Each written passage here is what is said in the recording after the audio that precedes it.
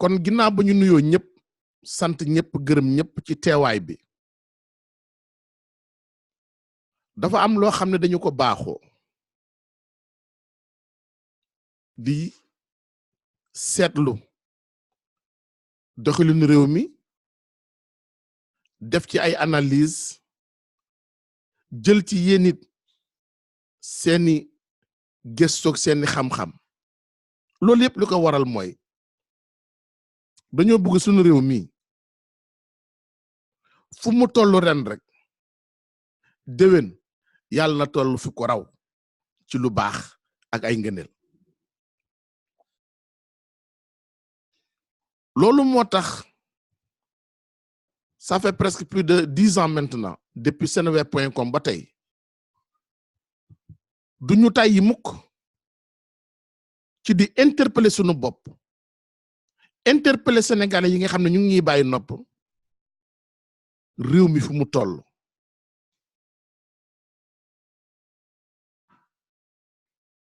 pour ñu sottante ci xalaat ngir di ko mën a changer au fur et à mesure que ñuy dem tey nag mbokk yi dama bëggoon ñu waxtaanee mooy dellu si waat ci procès Khalifa Ababacar Sall ak li ñu ko teg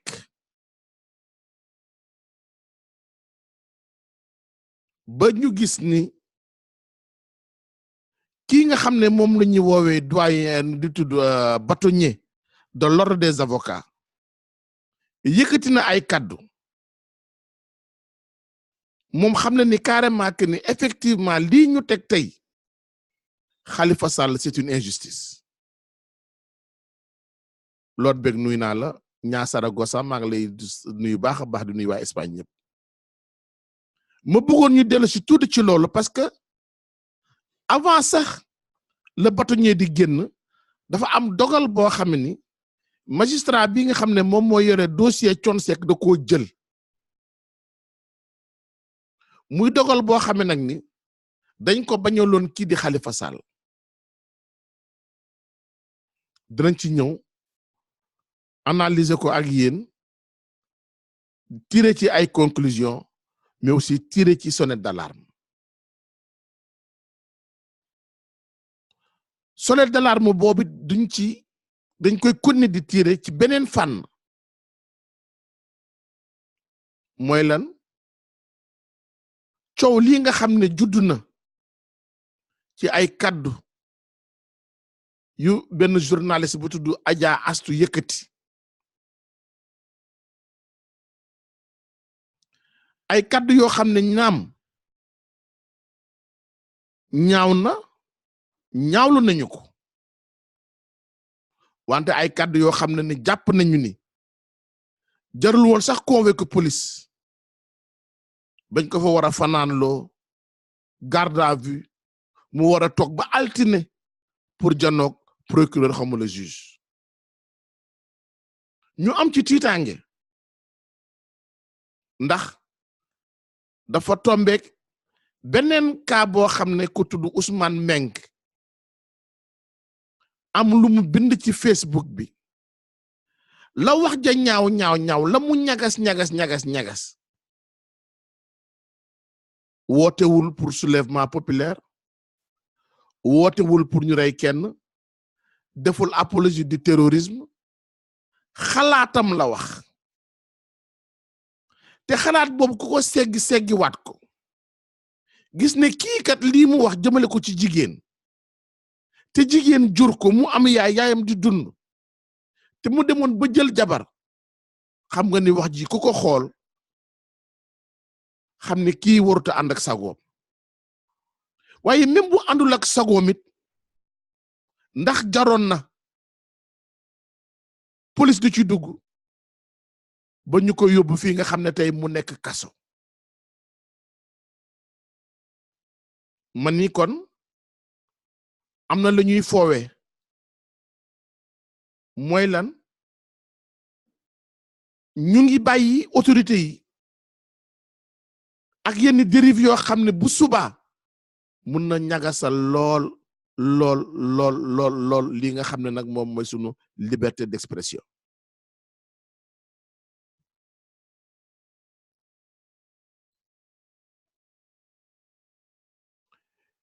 ñaari sujet yooyu daal mbokk yi laa bëggoon tey indi sama xalaat ay yéen déglu ci li nga xam ne moom mooy seen xalaat. ñetteel bi ku ko liir xam ni damay tooñ Soye Diagne ak Patrice Sané wante ku jàpp gis initiative bi ñoom ñu nar a amal le 2 juin def ko ndogu boo xam ni jagleel ko taalibe yeeg néew di doole yeeg ñi amul ñi loolu rek déjà initiative la bu ñuy saluer initiative la bu ñuy ñaanal mu am réussite et ñu fexe ba ñoom li ñu ci séntu rek yàlla na kawe seen njort kon ñu ngi remercier Soye Diagne bu baax di ko encourager doon tooñ Patrice Sané rek naan ko dañuy récuser parrain bi mais xam nañ ni mënul woon am parrain bu gën Patrice Sané parce que li muy symboliser la un chrétien boo xam ne ni dëgg-dëgg fii réew mi tollu tey ci wàllu jaxasoo ci jiixi jaaxa ci werante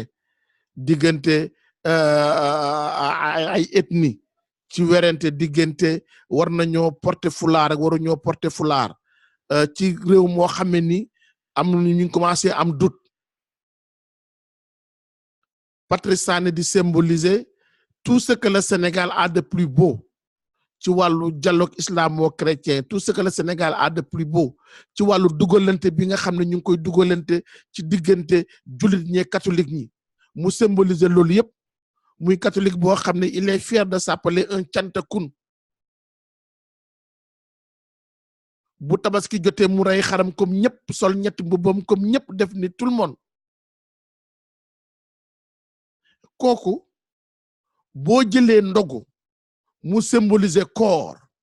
nga parrainé ko rek déjà c'est un symbole très fort d'un Sénégal qui se veut être uni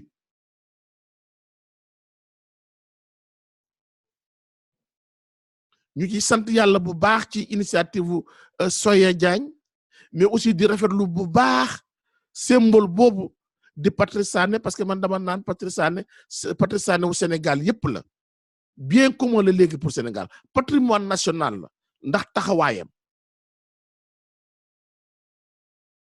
kon ku mel noonu nga jël ko ne ko yow yaay parrain wu tel ndogu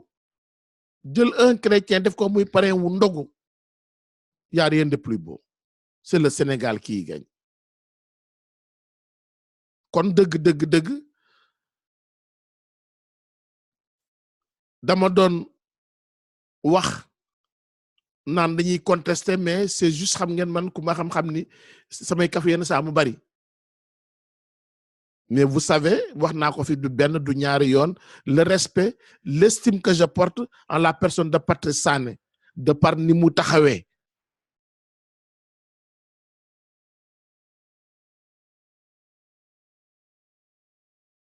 nee na waaye gisuma nga xalam ni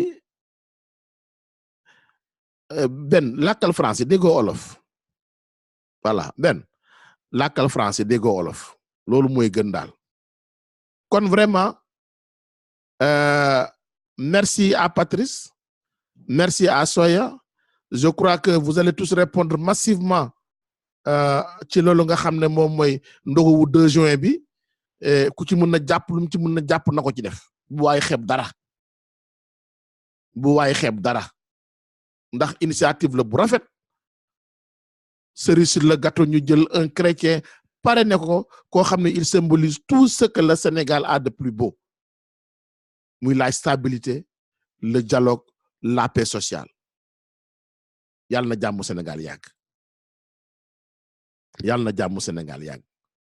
Patrice merci à toi Patrice Sané léegi mbokk yi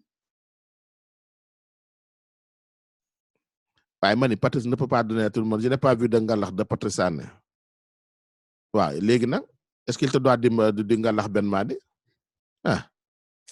da ngaa bëgg mu defar ngalax fu mu toll yónnee la ko ba France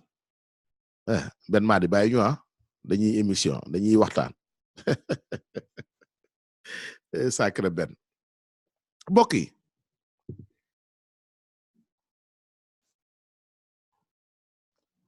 dafa am loo xam ni ñu ngi koy seetaan ay at réew mi dañoo commencé tàmm injustice ñu di ko tolérer di ko accepter yenn saa sax ñu encourager ñu koy def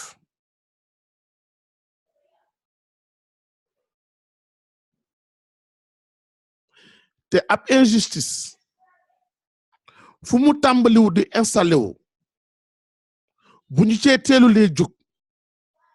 teel koo freiner mën naa jural réew mu musiba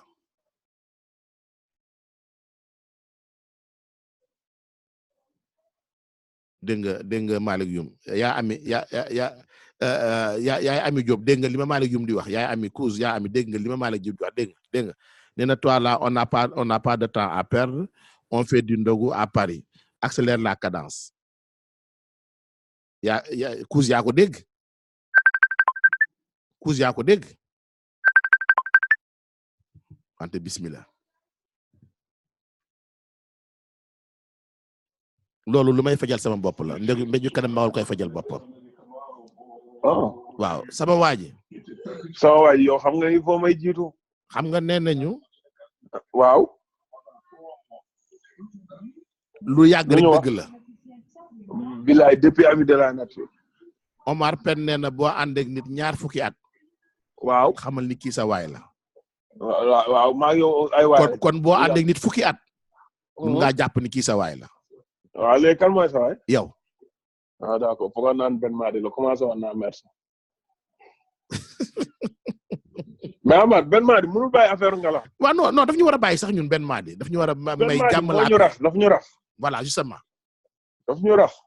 jàmm la appel ñu Ben Madi war a may ci boppam mais Amath sama don bi ci 2 juin bi laa bëggoon annoncer quoi bismillah waaw j'offre les crêpes et le pain-thon et c'est sérieux en ce qu'on dit ici Amath lan la crêpe ak pain-thon rek nga may menace Amath lan la aw ma droit may ay crêpe ci ndogu non ndogu li c'est du sérieux crêpe ak pain-thon yooyu c'est amin ironie da ngay ironiser pour di ma sànni ay flèche du ma ko nangu mais ban mu la sànni Amath lan la baro yamal non mais lan la Amath ndogu li man maa ngi nii madame des fois dama koy mere lool pain-thon bi pain-thon da koy toogaat nii def ci kaani nii mu xaw sax mu koy mere lool yàlla na la sama àq daal lan la Amath lan laa fi wax lu ñaaw encore yàlla na sama àq daal loolu daal laa la mën a ñaanal mais bu dee am na auditrice bu nekk France di togg ceeb na ci xalaat Ben Madi sonn na trop yàqu ceeb benn yoon Amath mais Amath sinon maa ngi nuyu ñëpp ñu ngi lay sant bu baax di la fay maa ngi gërëm ñëpp di jaajëfal ñëpp ci weeru màgg wi ñu nekk et puis surtout ci fukki fan yi di wax ni nañu yokk sunu jaamu yàlla gën koo yokk ca la ñu yoroon waaw ndax fukki fan yi moom am nañ ci yaakaar te kéemaan mën na cee génn incha allah di gërëm Sagoro sunu grand Soye Diagne c'est un gars boo xamante ne li muy def ci dëkk bi ñëpp gis nañ ko muy ci muy clean Sénégal ak ndogu Sénégal ak chaque jour mu indil la benn boo xamante ne kenn xaaru ko woon dëgg la te bu ci ñëw rek gën morom te bu ci gën ñëw rek gën morom moom te bu mu indi rek nga fàtte ba ca des wallaay man dama bëgg a laaj Soye man fu muy jëlee ay idéem xanaa bi mu nekkee Modou di dawal clando daanul def lii dëgg la mais franchement et puis surtout au moment où on est avec le dialogue islamo-chrétien jël un gars comme Patrice Sané def ko parrain d'un ndogu national kooku dañ ko ci gërëm di ko sant rek di ñaan yàlla tàppe xol yi yàlla may ko doole kattan ba mu gën a mën a xalaat gën a mën a def amiin yaa rabbana amiin di ñaan yàlla it ku ci nekk rek xeebuñu miisu mburu xeebuñu potu meew xeebuñu ndox xeebuñu dara. benn glace sax kenn xeebu ko. waaw glace sax xeebuñu ko. ku ci am sax ay basang yoo lal xeebuñu ko. dëgg la. waaw dañu def ndogalu muy dogul national le 2 juin incha allah. ñu mënoon lal avenue bi yëpp nañ ko lal. ñëpp ndogundoo ñëpp bokk ko ñëpp tagg Patrice tagg Soya. gërëm leen sant leen. dëgg la. mais Amath sinon actu yu rafet yi du am ba noppi. ñu mun nar a glisser ci ay dérives yoo xamante ni maanaam comme je dis bien mon pays va mal. très mal. mon pays va mal mooy maanaam man Omar Tukulóor bi nit mënatul juum ci man nit mënuma foowe. déedéet. Amath li doon def suñu richesse mooy maanaam kal gi dafa amoon doole. Amath dama lay tooñ joolaa bi mu jàll lu may wax mu jàll bu njëkk. mais tey jii bu nit juumee rek balaa ngaa rendre compte ni juum nga mooy tëj nañ la. dëgg la. waaw te je crois que nag police du ay caaxaan. ak ay kaso du ay caaxaan. munoo jël mère de famille munoo jël père de famille boo xamante ne salaamaaleykum rek nga ne ko tëj nañ la en attendant ñuy réfléchir. te xam nga Didier. waaw. li waroon nekk mujjantalu punition maanaam la prison. mais Sénégal léegi moo nekk ndorteel li. waaw dañ ko jël juutal carte gi. voilà salaamaaleykum maaleykum salaam tëj nañ la ci violon bi. balaa ñoo tëj nañ la ci kaso bi balaa ngaa comprendre dara. waaw. dama koy jëlee ci depuis ci ñoom nu mu tudd soxna si waxoon affaire Macky Sall la ay kii mais c'est-à-dire des dérives yoo xam ne ay caaxaan quoi ñu ciy tëj ay nit alors que kaso yi ñun suñuy kaso ngi fees del agresseurs yi rek ak ñiy jàpp ak ñiy rey ak ñiy violé bu ñu leen tëjoon je crois que amuñu place bu ñu tëjee kuy fo man li may wax naan leen Adja Assou boo nangoo nii rek dafa juum nga nangu Ousmane Mbengue dafa juum gi nga surtout weer tolérance sa waroon nekk les gens peuvent pas dire que nit warta juum nit warta wax nit day juum nga jubbanti ko ne ko la nga wax waroo ko war wax du nii ah man day Tukulóor la mais ce qu'elle a dit j'ai dû comprendre que am na leneen lu mu bëggoon a wax. qu'elle parlait des mariages forcés. précoce. mariage précoce. loolu la doon wax. ndax ay kilifa yu doon jël ay xale yi ndaw di leen takk loolu la doon wax. mais du question viol c'est-à-dire il faut savoir que nasaraan riche na riche goo xamante ne am na sens propre ak sens figuré. munoo jël lépp nag def ko sens propre. xam nga Amath du ne rek naa la rendi rek. nga jël paaka teg ne rendi la wax rendi gi xëy na ay moo lay rendee kon nañu tàppaat xool yi muñalante waat xam ni nii buñ ko continuer nit dootul ñemeti wax. xam nga Didier. coowul Ousmane li jug na ba fu mu toll nii. musuma cee bind pour wax ne Ousmane lii mu wax ndax lii la wal parce que ba ma liiree commentaire am. laa xam ni kii ku jigéen jur du ko bind. man pour man dof la. justement dama jàpp gis nga di xool léegi circonstance la ñu amatul temps Sénégal et effectivement lorsque j'ai entendu le professeur Djibi Diakhaté ne moo ko jàngaloon mu amoon problème ci sëyam ba ay psychologue di ko topp laa ne ceci explique cela. man de bu ñu waxee rek laa ne doo ko wax. mais ana mu tey. ma dem ko lire rek reetaan quoi mais bi ma déggee ñu naan ay yóbbu nañ ko. mais ma nga ca kaso ba ma nga ca kaso ba ma nga ca kaso ba. c'est quoi ça. pour lan même Adja Assou franchement déglu woon naa ko mais j'y tenais même pas mais gi nga bi ma lire nga bind li xaw ma lan waaye Adja Assou wax man pour man c'était des conneries quoi mais bi ma dégg ñu ay jàpp convoqué nañ ko ma ne c'est quoi ça où va le Sénégal. nee na waar. kenn mënatul muñal leen kenn mënatul wax leen surtout boo waxee Tukulóor bi. Tukulóor yi mer boo ne wolof bi mer mais fu ñu jëm. Didier. il faut ñu xam ne nag liberté d'expression dafa am ci réew mi. très rapidement nu mu tudd ki nga xam ne moo jiite avocat yi. ba bâtonnier bi xam naa boo ko déggul it lire nga liñ ci résumé li mu wax. carrément que ni Khalifa Sall est victime d'une injustice. mais kooku Amath kooku wax ju yàqu la Amath. ñëpp ko xam ne Khalifa Sall est victime d'une injustice. waaw problème bi kay nag mooy léegi lan moo ci topp nag léegi luñ ciy toftal. Amath xam nga luy indi xam nga dunya dem ba ñëpp am gàcce xamatoo noo def moo leen dal dañ dem ba xam ne liñ def ci Khalifa amul dara lu ciy dëgg lu ciy yoon mënatuñu revenir en arrière c'est-à-dire c'est des calculs yi ñu defoon ba ne buñ ko tëjee nii ba dóor bu ñu dóoree gagné élection yi bàyyi ko xam ne léegi buñ ko defee rek gàcce am mënatuñ ko bàyyi mais Khalifa Sall est victime d'une injustice mooy maanaam crève yi neex na loolu wax la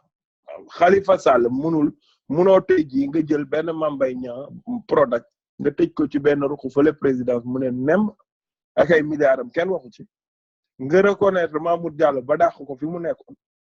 tëjoo ci kenn nga ne Khalifa Sall borom 30 millions par mois yi tamit dafa sàcc nga tëj ko mais Amath pilier yi ak koor geeg fukki fan yi àtte yàlla rek lu dëgg. mooy bu dëgg. yàlla na yàlla àtte ak ñoom. amiin amiin ak ñoom àdduna ak alaxira te yàlla danañu àtte. amiin yaa rabbal aalamiin. ñoom ak Khalifa. yàlla da leen di àtte fang. ndax Khalifa gisuñu luñu gi nga. tëj nañ ko 800 et quelques jours taxa ndeera mu ngi fi ba tey jii. léegi damay déglu madame Wardini damay rus sax. bi mu naan je participerai à leur comédie là. et j'y vais pour la libération de Khalifa Sall. Ouais. xam nga mun ñoo nekk rek lu xew rek ñu ne libération Khalifa Sall ñoom sax ñoo ko war a rusal seen bopp quoi. ndax ñoom ñu ngi munoo jàpp doom tëj doom affaire coon bi dañ cee rus rek nit ñi bi ñu waxee ma xalaa Amath da ngeen teel a wax yéen tamit bàyyi leen biñ libéré ko ngeen doog a wax yéen a wax ñu tiit dellu gannaaw. non mais dellu ginnaaw boobu duñ ko jëlaat duñu jàppaat coon Seck day sóob noonu rek naan dafay def appel. affaire boobu pare nañ jeex na pare nañ xam nañ ni gàcce am na. gàcce am na gàcce googu moo leen di bëgg a rey rek. gàcce googu moo leen di bëgg a rey. Amath mënoo juger nit ki recevoir ko même pas 2 semaines avant nga recevoir ko palais. après nga ne da nga koy juger mais soyons sérieux quoi. en tout cas je te souhaite encore une fois bon Ramadan. jërëjëf. di wax encore bon courage. merci di ñaan yàlla Khalifa it fi mu nekk it yàlla na ko fa yiwu yàlla fekk. amiin yaa rabbal aalamiin. jàmbaar dëgg la 3e Ramadan mais moom daal moo ñu gën a dëgër ñun ñii. dëgg la mais ñun day fañ jàppoon démb ak barke dem tegguñ fa tànk benn yoon. di wax it yàlla na yàlla ate la gën la rek lii ay jaar-jaar la metti na nag mais dañ koy ñun ñii njabootam. ndoglu it benn nee na axam war a daal de nee na du res de xaw ma nag lan moo du res foofu du res daal yéen ñaar yéen a ko xam yéen ñooñu nekk foofu. benn daal non pour benn en fait il m'a appelé hier. et franchement j'avais pas envie de lui dire fekk maram toog fi benn ceeb bu jën bu weex ni def ci jaga façon yooyu. ak suul ak bëggëj. Amath xanaa da nga fee nekkoon ci kër gi. non bul defoon ne. ma te nag suul bi noonu ak kii bi bisaab bi Sénégal la jógee. te ceeb bi dem bay weexul xaw a mel ne luy kii yooyu am couleur bu. doore noonu. voilà doore noonu. voilà façon boobu la jën yu mag. yu baax non démb Amath j'étais malade. yéen a benn c'est un ami de 35 ans quand même am na yoo xam ne. non mais benn depuis 23 décembre 84 ñu ngi ànd mais nag ndeysaan métti na ci moom de mu ne ma boy temps yi damay naan kafe rek tëdd quoi ma yërëm ko nag sama yaram daw. waroo ko def yenn yi nag waroon nga ko def kii woo mooy quand même xam nga. gi nga sooye bu defee ndogu national bëre. benn war nañ ko defal fii ndogu national. tàggu naa la Amath. akay saay DJ Baro maa koy nuyu merci beaucoup Baro di ko sant bu baax di ko gërëm benn ñaw da nga sopp rek alors di ko remercier bu baax ci woote bi DJ Baro lu mu wax lu am solo ma bëggoon rek ginnaaw ba ma fàttalee sama bopp fàttali mbokk yi ñuy déglu ñëpp ak képp koo xam ne après seetaan nga podcastu live bi ñu ngi seetaan réew ma fi mu jëm lu ñu naan lii raam di jëm ci ñag bi bu fa amee kër danañu sonal lool depuis le début du procès de Khalifa Sall ñett Sénégalais yoo waxal ci juróom ñu ne la xam na ni c'est un procès politique tout en oubliant que ni c'est une injustice bu ñuy teg doomu jàmbur jëkkëru jàmbur papay jàmbur responsable politique gu jàmbur mais au-delà même de la personne de Khalifa Sall xam nga une injustice buñ ko commencé di accepter di nangu di ko pardonner ci benn lay commencé di law ci benn lay commencé di law man je me plais toujours de rappeler que ni dès 2012 2013 s'il a commencé di tirer sur la sonnette d'alarme ne attention am na loo xam ne nguur gi mi ngi koy commencé buñ ko ci jàppalee buñ ko réconforter ci position boobu lii mu commencé tey danañu jural ëllëg loo xam ni kenn du xam foo koy waxee boobu la xew mooy la Bara Gaye njëkkoon na wax ne nguur gi kat dañoo nangu passeport diplomatique ci yenn dignitaires religieux yi jox ko borom ñaari tur yi Sénégal yi ëpp seen gémmiñ naan ji wax ju rëy mu nekkoon koo xame ni la mu xalaat la wax ñu indil ko article boobu nga xame ni article fourre-tout la article bi ngeen jégal ma dama koy fàtte ñu ne lan offense au chef de l'État ñun Sénégal ñu nangu ku wax lu neexul nguur gi ñu ne la offense au chef de l'État sans pour autant nous définir lan mooy offense ñaata degré la offense am parce que nit mun na génne kàddu tey yëkkati benn kàddu boo xam ne kii mun na ko jël comme une offense kële mun na ko jël koo xam ni moom jàpp na ni am na lu muy tekk ci moom y a des gens yoo xam ne bu amee ñu mu naqari ngeen jéggal ma bu ñu déggee le terme imbécile pour ñoom saaga la am na ñoo xam ne du saaga ci ñoom c'est-à-dire que le français est tellement vaste parfois tellement aléatoire que ñun ñoo warul woon nangu ñu ñuy dugal ci prox ndol yooyu offense au chef de l'État lan mooy offense au chef de l'État saaga na borom kër gi lu mu ko saaga lan la ko wax même ci olof di nga dem ci yenn réew yoo xam ne di nga dégg yenn kàddu yoo xam ne am na ñoo xam ne tey boo ne leen naka sa ndey ñu ne la da nga leen saaga te ndey mooy yaay donc ñu nangu ñu dugal ñu sa carcan boobu nga xam ne ni offense au chef de l'État alors Bara Gaye wax ñu tëj ci kaso bi Soxna Sa Njilaan wax ñu tëj ci kaso bi Amadou Sall wax ñu tëj ci kaso bi ainsi de suite ma naan leen attention ñu ngi nangu ak accepter ay dérives yoo xam ne ni ëllëg ci biir dana dal suñu kaw danañu sonal effectivement tey ñun dañ dal na suñu kaw ñun ñi nga xam ne ñoo ànd Khalifa Sall wante tey gàcc ñoom daf leen dal ndax Khalifa tëdd na 2 ans et quelques 800 jours xalaatuñu woon ni doon na am boobu capacité de résistance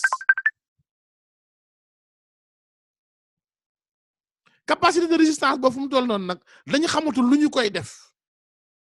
ñu continuer di ko bàyyi ci kaso bi te du leen ñaan njëkk du leen ñaan grâce Lot nuy naa la Lot Beeg. waaw salaamaaleykum Amath na nga def. sant mbaa jàmm nga am. alhamdulilah macha allah mbaa dafa naa yéen foofu moom ndogu gu leen. non 15h34 moo fi jot 15h34. 15h moom benn maade rek moo ciy ndogu benn maade. waaw man ak benn maade ñoo doon ndogu mais sa waa ji dugg léegi moom moom ñu ñëw noonu di xaawi suma soto waa ji noonu. sa waa ji kat dafa yemul nag. DJ sa waa ji dafa yemul nag. na bàyyi benn maadi waay wala boog na koy faral di invité ndogu. wallaay da ngaa xamul leen maadi rek boo ko xamoon. di nga def ci moom nag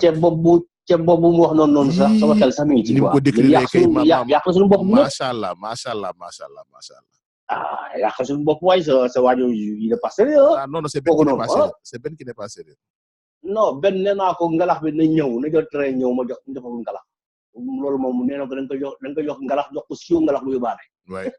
wax ne nga wo na bàyyi waxu ngalax bi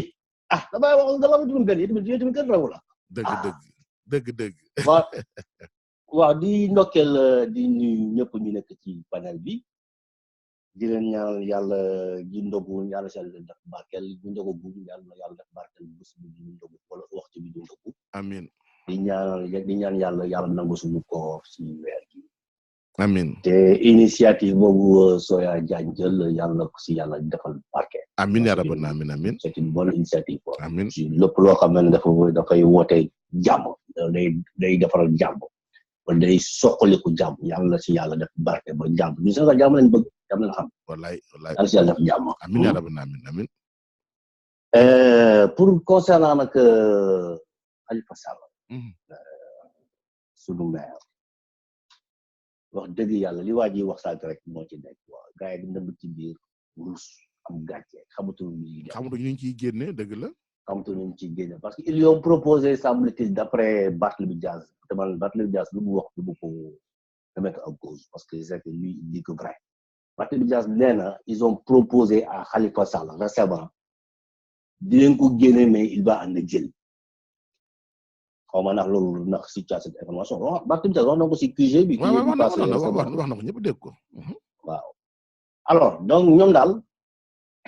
dañuy jàpp nit bu mu leen neexee tëj après bu ñu nee ba ci biir xam ne affaire jaxasoo na ñu la dañ lay génne mais exil mais ñoom dafa mel ñoom daal dëgg ñoo ko moom quoi. mais comment on peut interdire à un Sénégalais un citoyen quelqu'un qui a été ministre dans ce pays qui a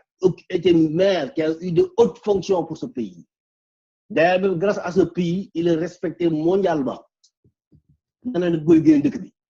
mais loolu il faut Sénégalais yi xoolaat encore wax jooju mais loolu depuis que bi ko parti waxee mais kenn waxaatu ci même la presse kenn waxu ci man daal dama jommi ko si réew mi dama si jommi mais li ngeen doomu jàmbur di bëgg ko troxol nii ñëpp di gis ñëpp di teg kenn waxul affaire man gisuma kenn wax à part yow daal laa ci gis nga ci wax yow mii yow ak sunu sisa bi yaay amee yéen ñaara laa ci gis ngeen ci wax mais gisuma yeneen Sénégalais yi ci wax jàmm nag bu fekkee dañ koy woote bëgg mu am ñu bay def ay comme proposition bi Soya Diagne def pour soxali diggante musulman et chrétien ça c'est bien mais dafa am lu jiitu loolu mooy ne respecté nit ñi dafa jox ñu cër balaa ñuy am ay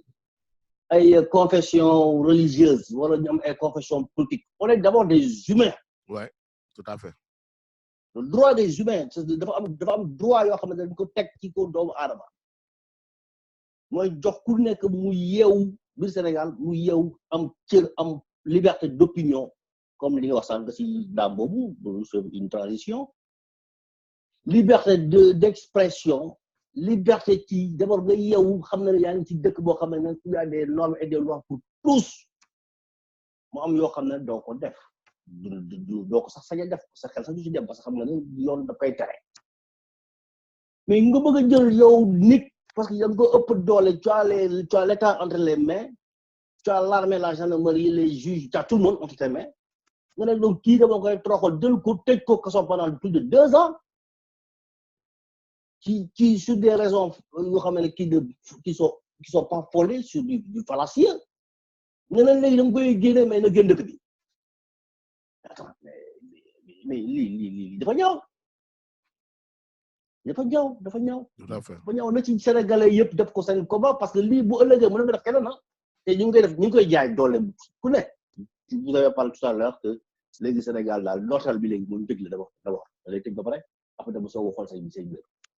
xam nga lan mooy le malheur au Sénégal ak ci Sénégal yi ma ko war a wax bien sûr mooy parfois on peut accepter et supporter l'injustice tant que mi ngi dal koo xam ne jubóowuñu ak moom et c'est là c'est dangereux. C'est dangereux. Et c'est là où c'est dangereux. Parce que nag aujourd'hui dal na Khalifa ak ñi mu àndal. Mais avant Khalifa ak ñi mu àndal Ousmane Sonko a été radié de la fonction publique. Wow. ci procédure boo xam ne ba tey jaarul yoon. Les Sénégalais ont laissé faire.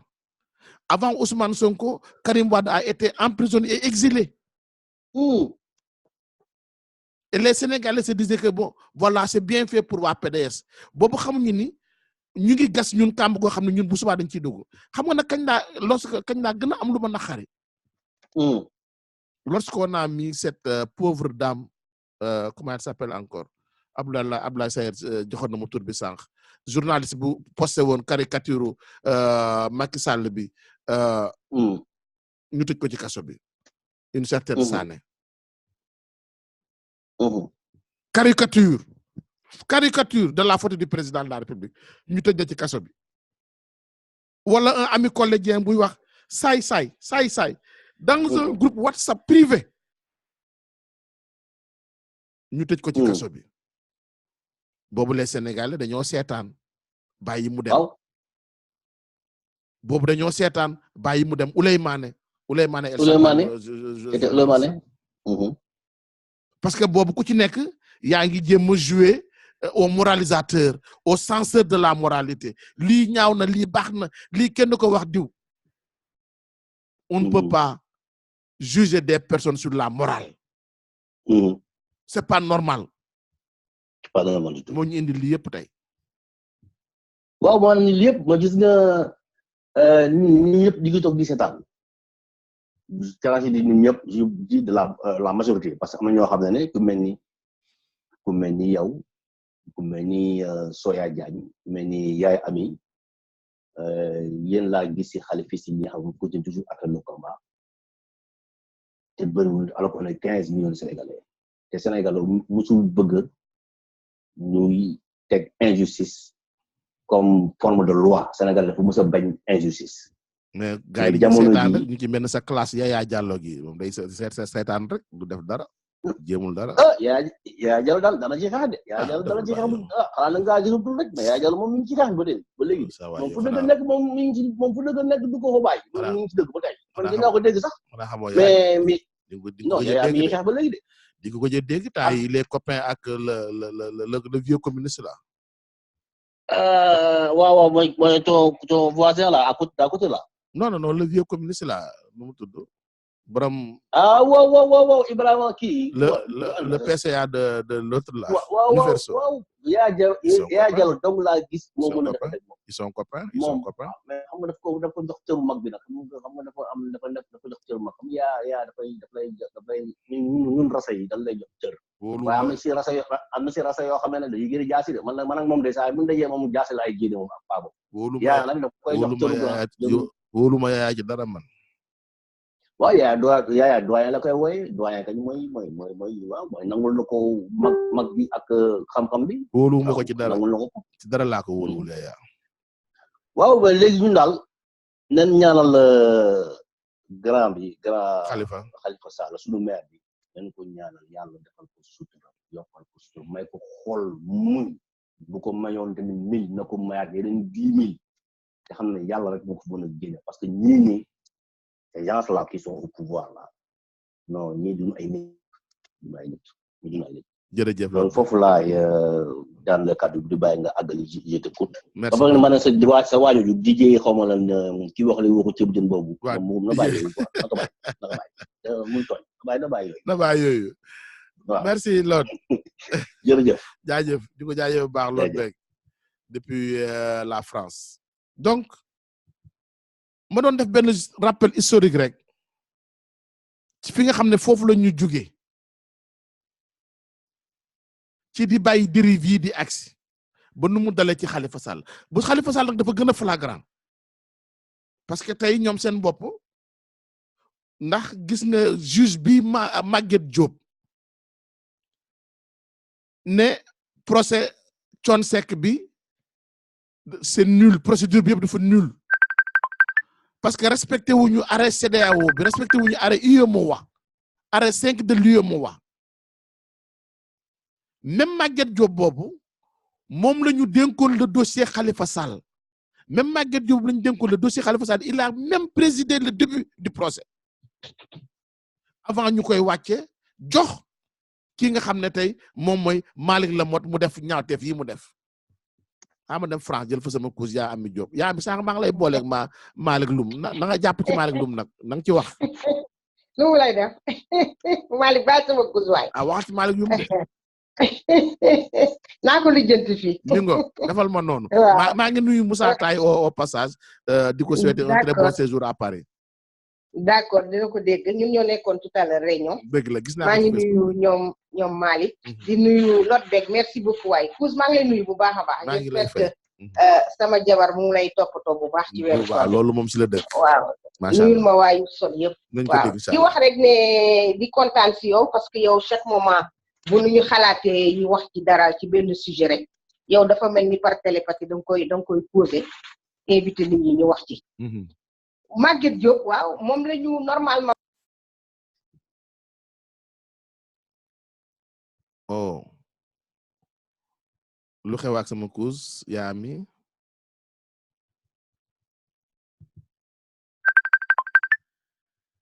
dafa coupé woon.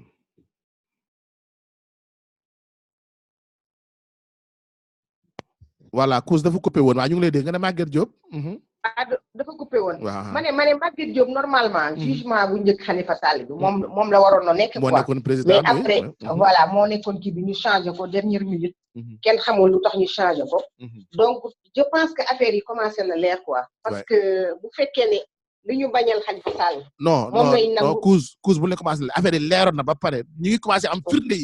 firnde yi nag la ñu commencé am. firnde yi la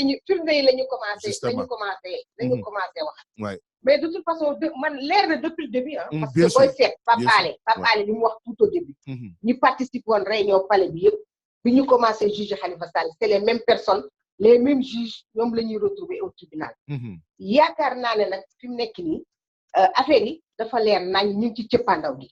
dafa mel ni yàlla nag moo leen doon xaar ba moment bi nag mu ne nag dinaa wane population bi sénégalais yi ak waa diaspora bi ak ñëpp ne Macky Sall but bi mu amoon mooy liquider Khalifa Sall ba élection yi passé mu am li mu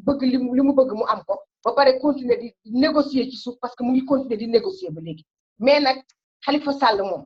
ku ko fekk rëbës di nga xam ne kii dignité bi mu àndal ak détermination bi mu àndal. ñun ñi nekk ci biti ñun ñii ñoo sonn. mais moom fi mu nekk loolu il est à l'aise parce que c'est un homme d'État moom il est pour son pays il n'est pas pour ses intérêts. parce que koo xam ne yow yaa fi def déclaration de patrimoine bi mu ko defee ñoom Aminata Mbengue Ndiaye ñi nekk biir parti socialiste sax d'accord ñu woon pour mu def ko kon tey yëf yi Kouz Amath dafa leer naññ ñoom fi mu nekk ñoom ñoo nelawatul guddi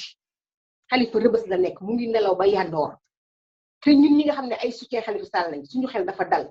suñu choix bi ñu defoon ci moom tey la ñu gën ko dëggal xam ne moom moo nekkoon ci dëgg moo nekk ci leer ñi la ñoo nekk ci lëndëm affaire yi dafa leer nañu Kouz te nañu xaar rek am na ñoo xam ne ñu ngi woon ci début bi bokk ci complot bi booy seet ñoom ñu fay nañu dafa mel ni lampe yoon tàkk ñu nekk léegi ci obscurité kenn déggatu leen du ma tudd tur nag am na ñoo xam ne kenn xamul fi ñu nekk actuellement nit ñaa ngi naan ñu ngi Paris di faju ñeneen ñi naan ñu ngi Dakar ñeneen ñi kenn gisatu leen kenn déggatu leen wante ñooñu dañ leen a talul nañu toog à côté ba Khalifa génn yépp dina doon dëgg Khalifa dina génn incha allah rabbi dina génn comme ni ko Iranda waxee rek dina génn ci nii mbaa ci naa mais en tout cas Khalifa du def protocole Khalifa laajul grâce Khalifa laajul amnistie Khalifa dafa bëgg ñu setal deram ndax jëlu dërëm la jëlul sàcc yaa ngi seen biir fees fa dell nañ leen jàppi Khalifa dërëm la jëlul donc Kouz maa ngi lay gërëmaat di la sant parce que yow toujours rek fu ñu war a mën a waxee rek suñu mbëbët ak fu ñu mën a waxee nit ñi dégguñu rek yow yaa ñuy may occasion pour ñu wax ko yal na yàlla fay yal na yàlla yeggal sa weeru koor gi ci jàmm li nga bëgg yal na la ko yàlla defal vraiment dañu kontaan ci yow du question ne da nga nekk xalifiste kese dafa nekk ne yow nitu dëgg nga te toujours da ngay teg ay sujets yoo xam ne dañuy permettre ñu mën di wax maa ngi gërëm di sant ñii di déglu ñëpp te di leen wax ne fii ba Khalifa de le 7 mars la duggoon ba léegi nii mais yaakaar naa ne li ci des ñu bëri dinañu feeñ ñu bëri dinañu réccu li ñu defoon complot bi ñi ci bokkoon ñëpp dinañ ko regretter comme ni ma Malick Jim di wax rek ñi ci duggoon ñëpp dinañ ko gis waaw te Khalifa njabarul seetiwul sëriñ deful dara yàlla moo ko aar yàlla moo koy fayal ay nit ñi nga xam ne liñ ko def ci lu ñaaw téef ak deram bi ñu yàq yi dinañ ko setal ñoom ñoo topp sëriñ yi di leen wër nga Khalifa mu ngi biir Rëbës sëriñ tuwul njabar tuwul deful dara toog rek jàpp kursam di woor 2 fois ci biir semaine bi gëm yàlla gëm yonent bi teg ci jaadaam teg kursam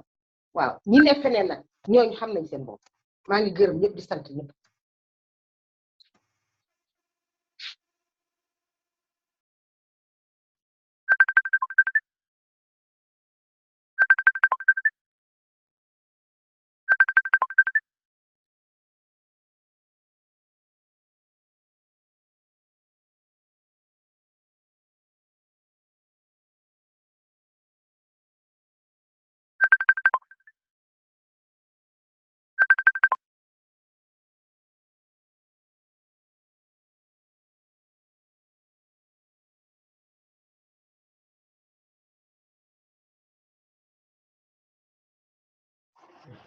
Allô?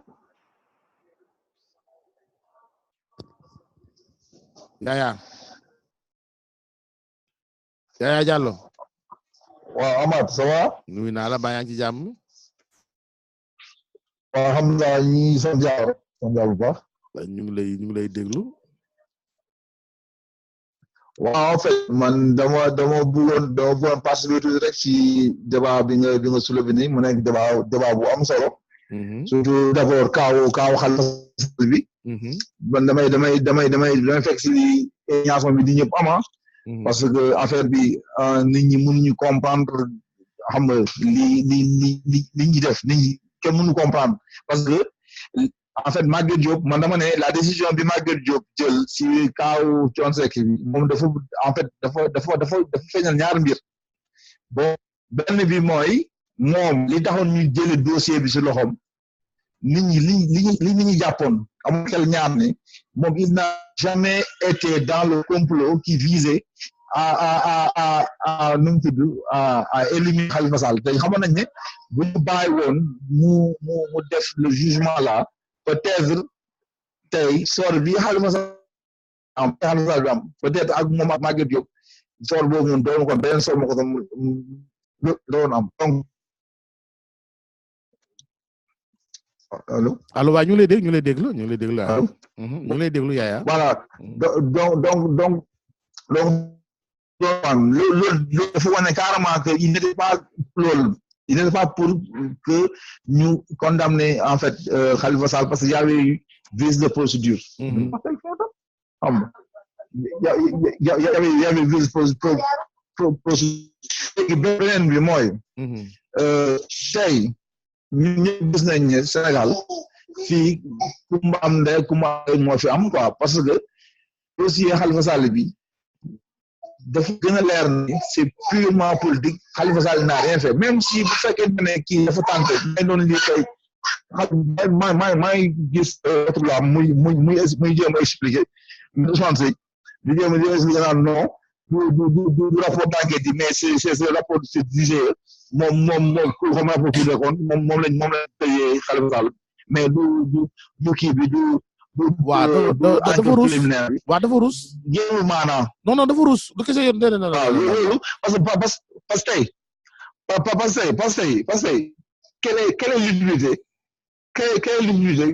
ñuy def enquête préliminaire non la mooy Yaya du question l'utilité enquête préliminaire c'est-à-dire que même IGE son rapport da koy def ba pare ne damay dénk ñii dañoo war a def nag seen enquête léegi kon ñooñu dañoo war a def yeneen PV et puis même loolu sax sori na gis nga le rapport de l'IGE n'a jamais été déclassifié un rapport qui n'a pas été déclassifié mënoo ci basé wu pour condamner qui que ce soit Ousmane Seye maître Ousmane Seye dafa rus kersaa ko jàpp xamatul lu muy wax parce que li mu bañoon loon Khalifa Sall tey moom la foofu la jaar ba libérer client am moo tax muy jëm a mélanger mais dafa rus kersaa ko jàpp rek wallaay mais c'est un gros mensonge ce qu'il a dit un gros mensonge mais effectivement ba pare ana kii te ko dóor a démb kii bi réquisitoire bi le bâtonnier def ci seen affaire bi non def xool loolu rek xool yow arrêté ba circulaire ba xam ne wala si kaw war na ko mettre ci en masse depuis mu jël ko téye foofu bañ ko jox man mu ngi noonu gaa Khalifa Sall c'est ñun ñëpp leeroon nañu depuis le départ que il était innocent daf affaire bi dafa gën a ñëw gën ko confirmer rek mais dafa confirmer li ñëpp jàppoon que c'était purement politique de pour éliminer on l'a éliminé bon jeex na quoi mais dossier bi du dëgg dara amu ci bon beneen bi aussi man bugg naa aussi ñu waxaat tuuti gis nga kaawu Ousmane bi ak kaawu kii bi ak kaawu la dame la waaw gis nga man kaawu Ousmane Nengue bi ba mu commencé man dama ne Sénégal nañ def attention parce que man boo xoolee temps yëpp maa ngi def naa si benn poste maa ngi doon alerté ne que les gens soient indulgents ba pare ñu jël affaire ñu relativiser les propos des gens ba pare ñu jël ko au second degré bañ ko jël au premier degré parce que tey ça serait ouvrir une boîte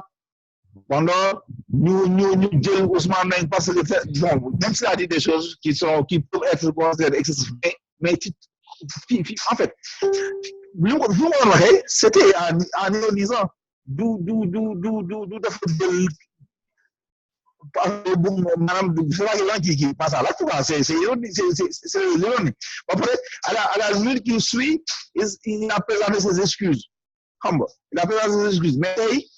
les gens se sont activés sur lui il y a eu un acharnement ba tey ñu jël ko yóbbu ko xam nga caal fa doon ginnaaw là malheureusement ñi doon acharné wuñu si moom dem nañ ba ils se sont rendu compte que le gars wóorul parce que il y avait des problèmes c'est un déséquilibré. waaw léegi Yaya waaw léegi man su ma taxawoon ci Facebook bi bind Yaya Diallo bon wala boog ma ne Yaya Diallo nga bind Amath Diouf yàlla na nga dee lu ci yoonu police. waaw mais la ma ci yoonu police ya Amath yàlla nga dee. wax dëgg yàlla mais lu ci yoonu police. j'ai pas dit que ni Amath dinaa ñëw si kër rey la. bu defuma menacé wu ma de mort menacé wu ma kenn de mort. mais ce que Ousmane Dieng a dit. même bu fekkee ni dañ koy condamner mais dafa nekk dans ses droits de liberté d'expression même bu fekkee ça heurte mais il n'a pas appelé à une résurrection il n'a pas appelé à tuer les gens donc problème bi mooy même si ça nous heurte aussi on doit savoir raison garder yoonu police nekku ci yoonu police nekku ci effectivement mais xam nga Amath xam nga Macky Sall en fait maanaam il a un rêve de s'ériger en dictateur waaw. mais loolu liberticide yu mu voté xam nga. mais loolu ba mu commencé yàgg na c'est depuis Bara Gaye te ñun tamit yàgg na waaw mais xam nga mais def ko comme ni mu ko bëgg defee maanaam il ne l'a pas fait comme il voulait quoi c'est-à-dire que utiliser ko carrément ba mu saillant xam nga day raay romb parce que bu commencé jël gars yi commencé wax naan non c'est kii la son liberté si temps gars yi commencé wax bu reculer mais cette fois ce sont les populations ñoom ñoo ko jox la possibilité c'est le peuple le peuple de Facebook mais même le cas de Bara Gaye les opposants au PDS ñoo enflé affaire bi déggal li mu wax ku ci nekk parce que y avait Facebook alors ñu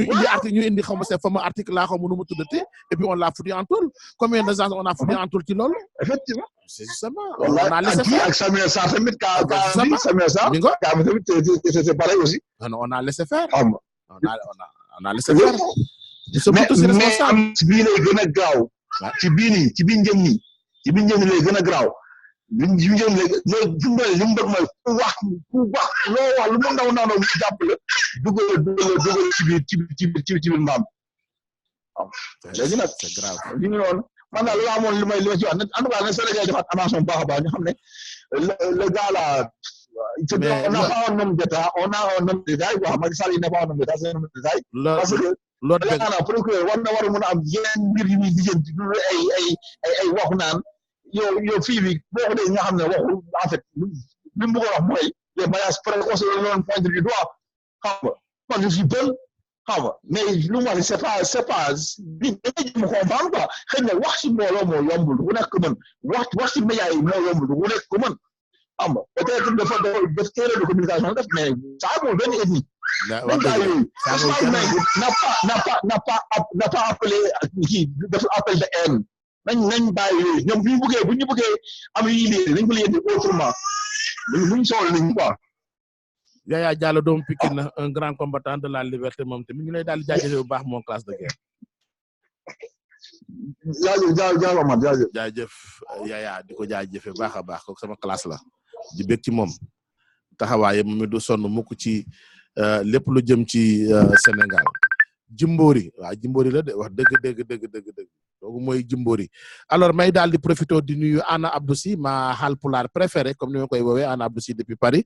maa ngi koy nuyu bu baax a baax de même que ñoom Cissé Bayo maa ngi leen di nuyu boobu pour la France Ibrahima Sarr Kanté Korma Diallo Kanté Soumanguru Diallo jëri nuyu naa la. Amath. naam. Amath yow léegi da ngay def ségrégation raciale. ci lan ci naka. waaw. ci naka mooy yow ku la woo doo ko jël yow tam loolu nan nga. man sañ naa bañ a jël ñëpp ba mu des yow ndax ba ma kenn du woon déglu yaa ma doon déglu ma lay jox parole nga ma koy delloo ma lay jox parole nga ma koy delloo su ma jël yow ñëpp mun naa leen bañ jël ba mu des yow. mais Amath. naam Amath Diouf tey ñaari mbir ma naqadi waaye dama koy lal du ma wax sax Khalifa Sall parce que Khalifa Sall wóor na yàlla wax nañ ci bay bëgg a dee mais man xale bu jigéen bii ñu jàpp ni xale bu jigéen bi doon présenter émission bi Ramadan ñu jàpp ko nag laa comprendre nag Sénégal benn waay dafa wax nag keroog Amath li xale bu jigéen bi wax maanaam noo xolal ku ko jàpp da nga koo bëgg a jàpp rek xam nga nag sama papa doon na wax Ibrahima sama baay dee na nee na yow kenn ñëw di la tàggee sa baay ne la sa baay dee na nga ne ko billaay waxal billaay maanaam confirmer billaay ba ndax wax nga dëgg ndax sa mais loolu mu wax mooy dëgg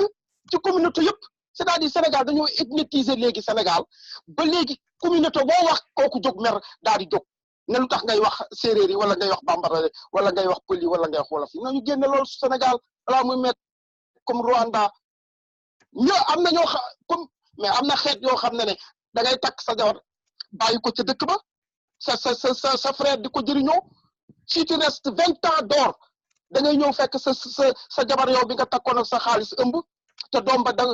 paternité bi yow lañ koy jox non il faut ñu ñun bu ñu nekkee Sénégal dafa naa ne ñun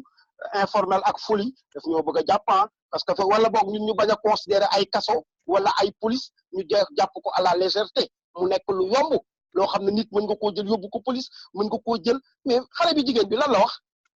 mais am na commune Sénégal ñëpp am na ñoo xam ne dañuy maye seen doom à l'âge de 13 ans mais nga maye sa doom à l'âge de 13 ans loolu lan la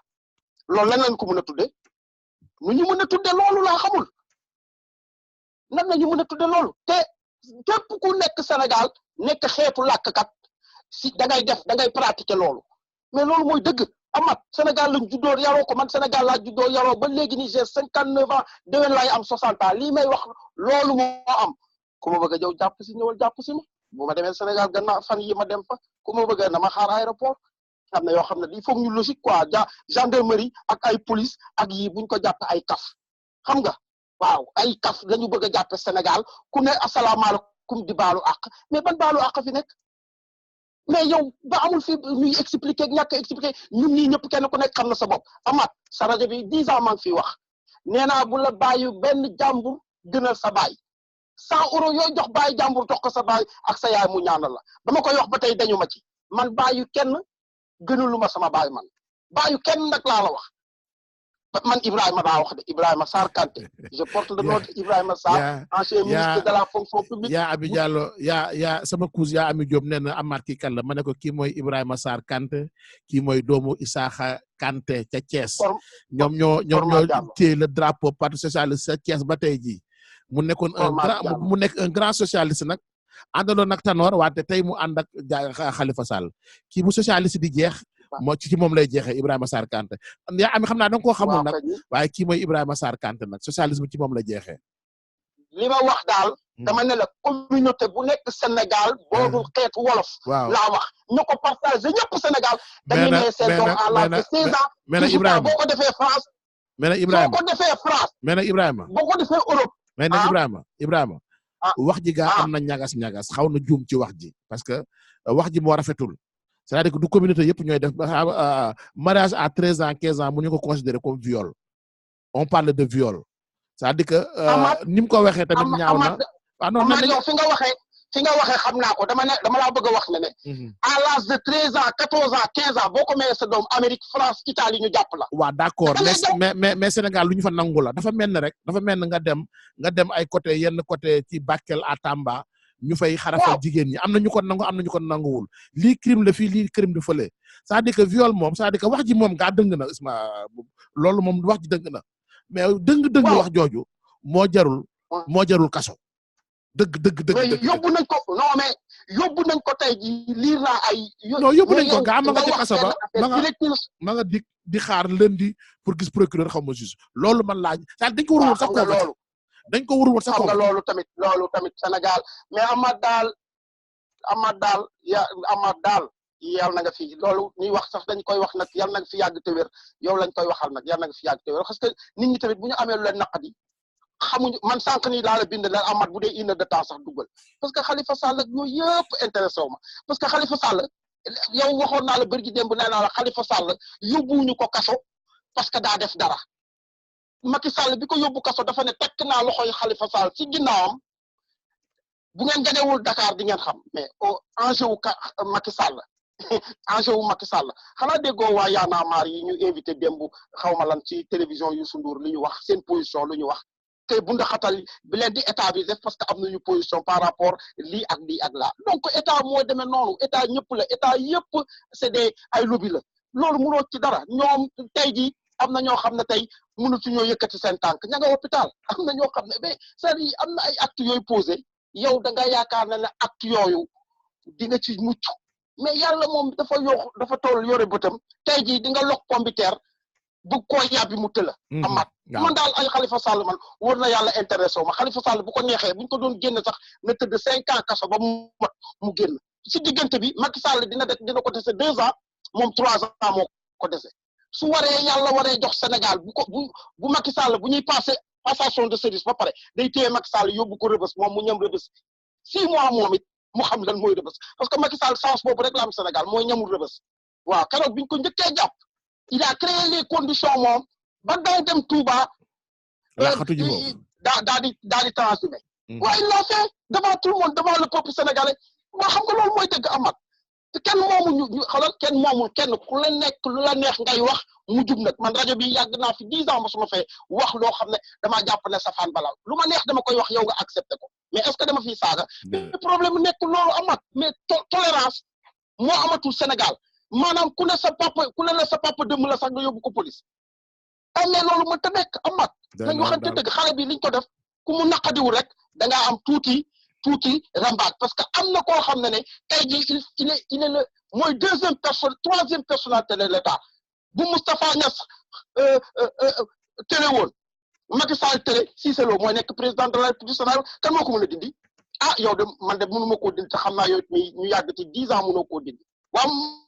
Cissé Lo barkaati ñam bu saagawul Sonko daggal saaga ndey Sonko saaga communauté bi mu nekk ba waa Casamance yëpp mer Amath il faut bu ñu yoree état dañuy sérieux Diouf ñoo ko bàyyi maa lay nuyul ma ñëpp nuyul ma bën waa Diop nee ko na la bàyyi dina ma bàyyi parce que émission guddi lañ ko doon def te léegi bëccëg lañ ko def émission guddi nee ko bokkul ak émission bëccëg na la bàyyi balaa ma dal ci kawam dina ma bàyyi incha allah Ibrahima Sarr Kanté suma nguru Kor Ma Diallo ma koy daal di jaajëf bu baax a baax merci grand Ibrahima di ko jaajëfe bu baax a baax en tout cas xam naa l'émission tire à sa fin maa ngi nuyu sama sëriñ Eva Guissé xam ngeen man ci moom laa jébbaloo sama benn copain nee na ma yow Sénégal yëpp yoro laa gis nga jébbalu ci jigéen ma ne ko waa man loolu laa tànn mooy sama choix nga bàyyi sama choix ndax ci moom laa gis ay kéemaan ak i ngëneel ci soxna Eva Guissé laa ko gisee kon nañ ma bàyyi ak sama sëriñ nuy naa la ziar naa la bu bëri sama sëriñ mani nañu waxtaan naat suñu biir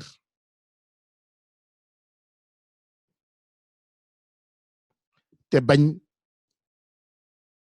lii fi xew Sénégal ñu teel koo arrêté sinon danañu jëral musiba dictature yëpp fii lañ commencé ñuy roppat say droit par benn ngay nangu ñuy roppat say droit par benn ngay nangu ñuy roppat say par droit say benn ngay nangu waaw Pape Djibril Guissé waaw loolu de laa def man mani ñuy roppat say droit par benn ngay nangu ñuy roppat say droit par benn ngay nangu bu ñu tegee kee lu metti nga ne ah na ko lijjanti bu ñu paree ci moom ba mu ne muut mënatul boppam dara ñu ñëw ci yow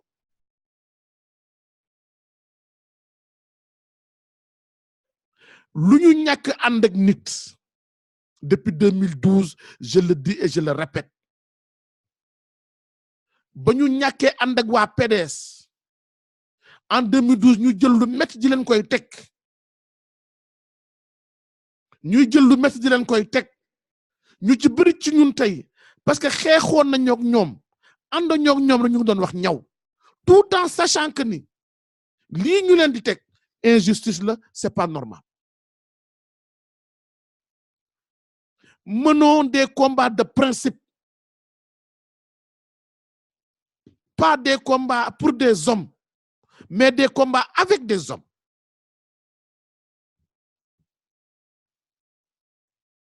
tey mën na maa ànd ak Khalifa Sall ànd maag moom parce que Khalifa la tudd sant Sall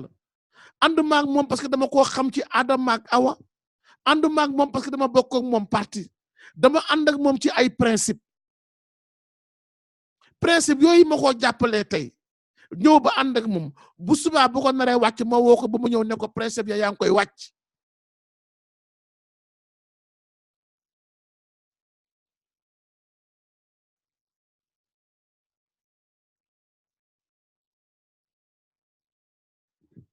am na lu mu wax mi ne il déroule son plan pour 2022 il faut terroriser tout un peuple il ne faut pas fermer les yeux oui dëgg la li mu commencé moom président Macky Sall ba agsi fii du ko bàyyi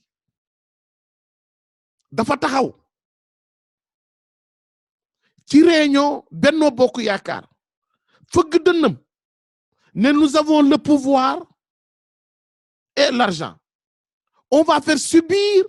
à la minorité la loi de la majorité.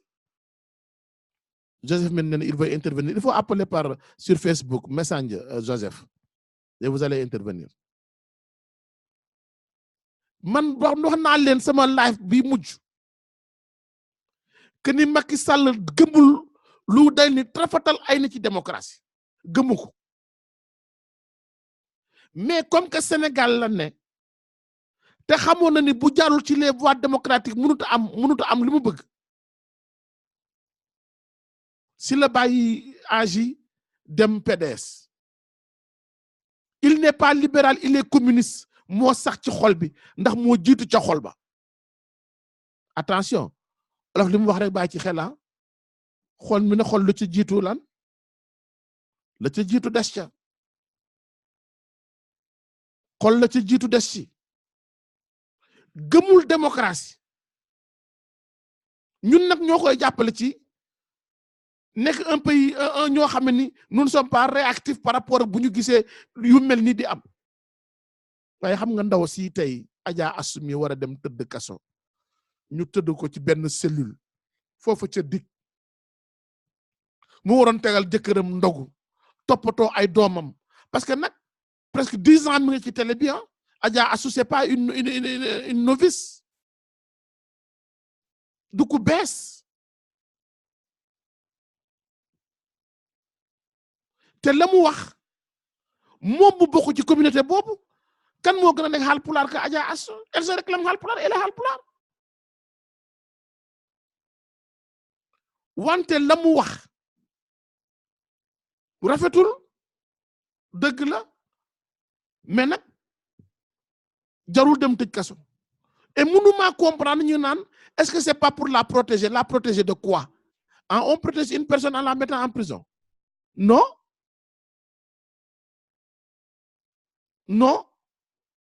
est-ce qu'elle a reçu des menaces ñooñu la ñu war a attaquer na ñooñu ko menacé kon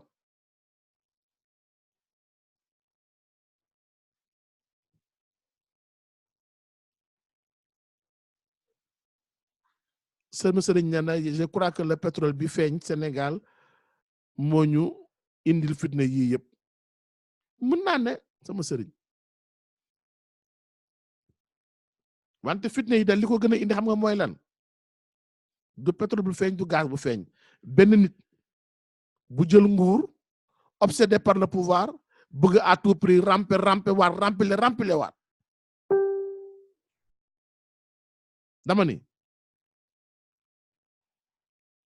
mbirum Khalifa Sall moom sunu borom dana ko àtte te mel na ne àtte na ko ba pare ndax ba juge Maguette Diop waxee droit ba mu waxee droit ne loi bi lii la wax képp koo xam ne léegi jàpp nañ la te ba ñu lay jàpp avocat assisté wu la procès verbal boobu c'est nul te bu procès verbal boobu nul procès verbal boobu ci mooy ndorteelu lépp lu ñuy def mooy soubassement bi mooy base bi kon lépp dafa war a nul munoo tabax kër fondement bi faux li ci des baax munta ne ñëpp xamoon nañu ni Khalifa topp nañ ko ci parce que dañu koo tooñ topp nañ ko ngir politique la loolu moom leeroon na ñëpp waaye firnde yi mooy commencé di ñëw parce que ñoom seen bopp jàpp ñu ne woon ni Khalifa dina résister ba fii dana am jom ak ngor tëleen ba fii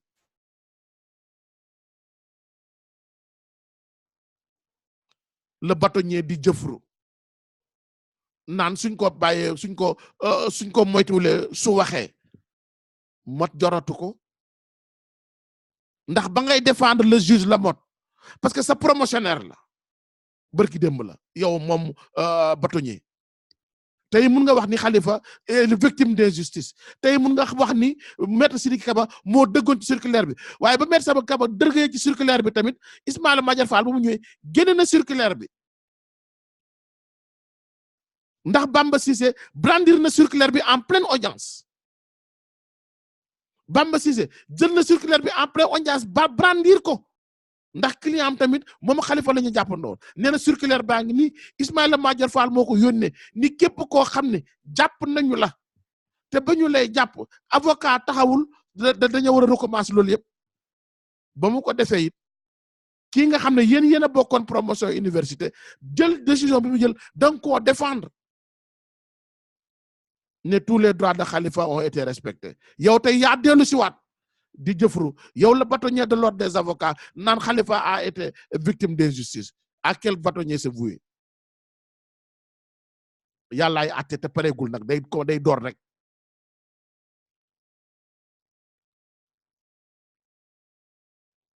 moom Mbaye Gueye bâtonnier de l'ordre des avocats du Sénégal moo défendre bec et ongle kii nga xam ne moom mooy Malick Lamotte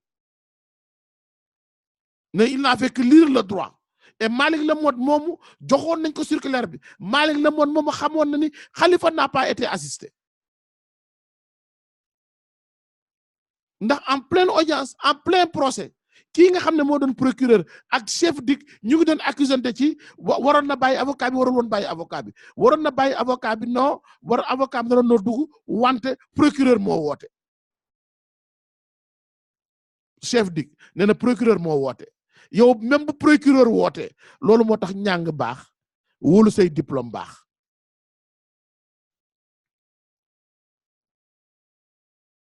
Abdou Diouf de ba mu ca tollee en 1900 xawma ñaata 62 Senghor ne na gouverneur yëpp ak commandant de cercle yëpp signé def benn allégeance au président de la république mi ne ko man de du ma ko def c'est pas républicain kon un commissaire de la DIC bu fekkoon sa diplôme rek nga wóolu ba nekk foofu ñu la nekk procureur ne la kii bu ko avocat am assisté mu leer na ne c'est en flagrant délit maanaam dafay dëppwul ak yoon yow en tant que commissaire xam nga lu yoon wax kon waroon nga ko bàyyi mu ak avocat am assisté ko waaye nga jël ordre procureur boo xam ni dafay teggi yoon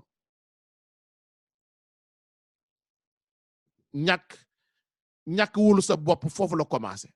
un commissaire sa ñàng moo la waroon may fi nga toll procureur dina jox ordre boo xam ne jaarata yoon nga nangu ko voilà le Sénégal et ça fait mal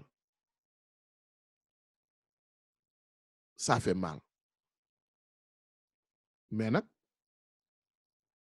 dinañ ko muñee yàlla te xam ne moom ci boppam dana àtte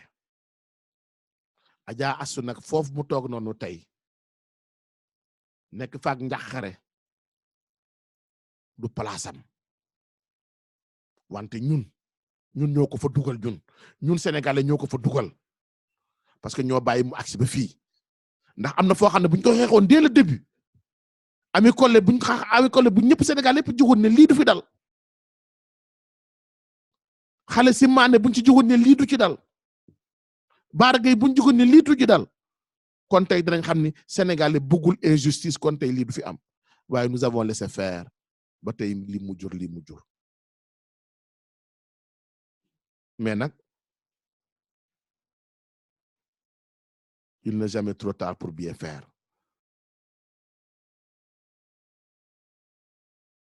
nous devons continuer sensibiliser sunu bopp sensibiliser sénégalais par rapport aux dangers qui guettent ce pays parce que bu fekkee ni bés bu nekk nag nga bàyyi benn ci loo xam ne say droit la di nga dem on va le dépouiller le complètement boobaa nag dootoo mu lu ñu teg rek nga tegoo ko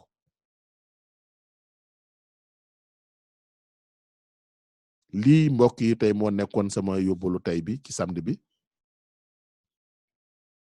gërëm leen sant leen ñaanal leen yàlla di ko sàkku ci yéen xam naa nag ni am na beneen waxtaan boo xam ne duma bàyyi beneen samedi sax di ko def waaye suba ci dimanche gi danaa ñëwaat am lu ma waxtaan ak yéen suba incha allahu rabbi buy neex sunu borom waaw dañ ko ciy boole ndax moomuñ sunu bopp Arona